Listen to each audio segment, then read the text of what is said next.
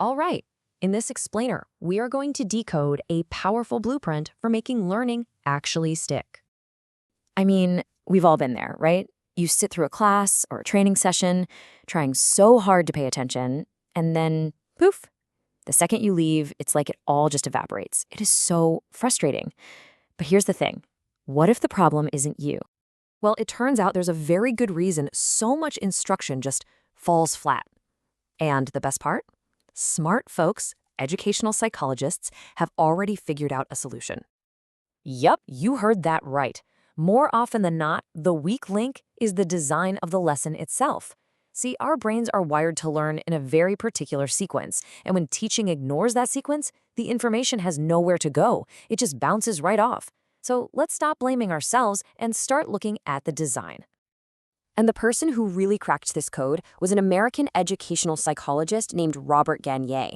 This guy dedicated his career to figuring out what good instruction really looks like, all based on how our minds actually process information.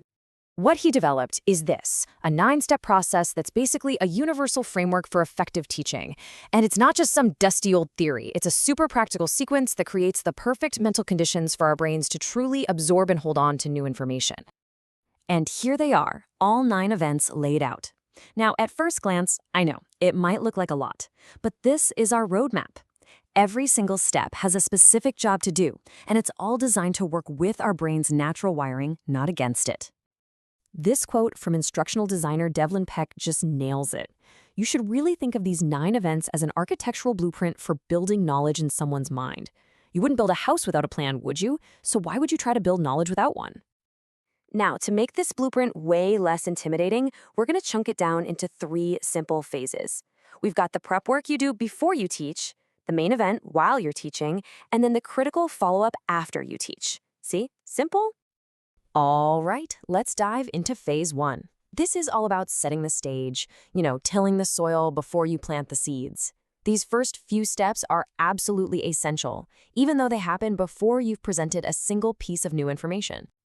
This phase has just 3 key steps, and their entire job is to get the learner's brain warmed up and ready for what's coming next.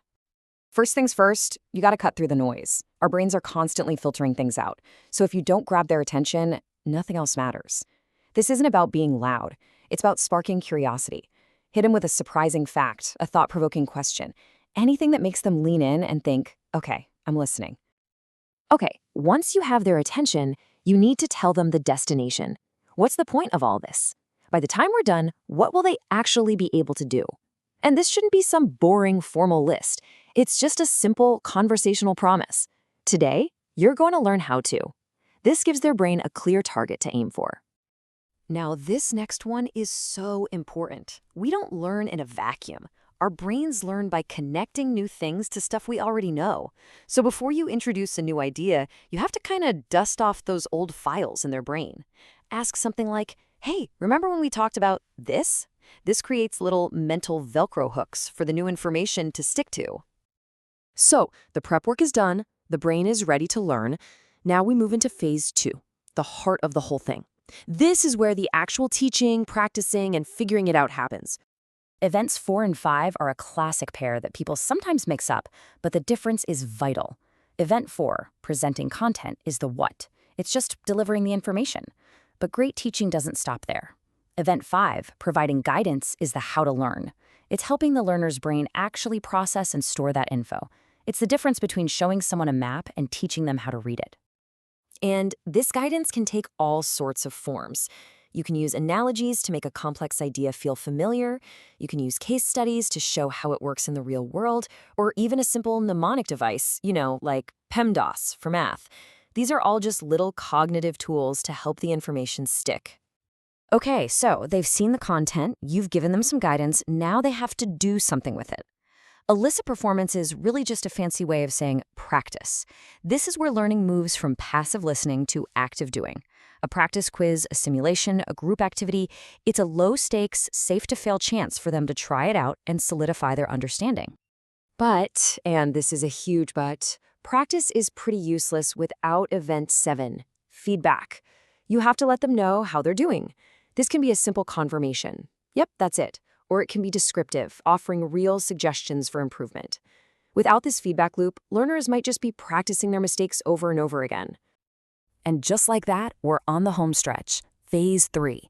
The content has been delivered and practiced. Now, this phase is all about locking in that learning and making sure it has a life outside of the lesson. Event 8 is the assessment. Now, this is different from the low-stakes practice we did before. This is the final exam, the big project, the formal presentation. This is the moment where we measure, without hints or help, if the learner truly met the objectives we set all the way back in the beginning. And finally, we arrive at what might just be the most important event of them all, enhancing retention and transfer.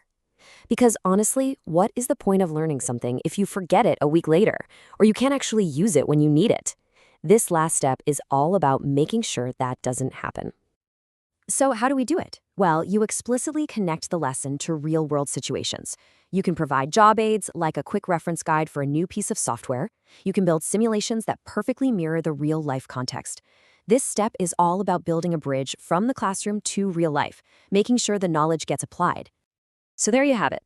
Gagné's 9 events are a complete, research-backed blueprint for designing instruction that actually works.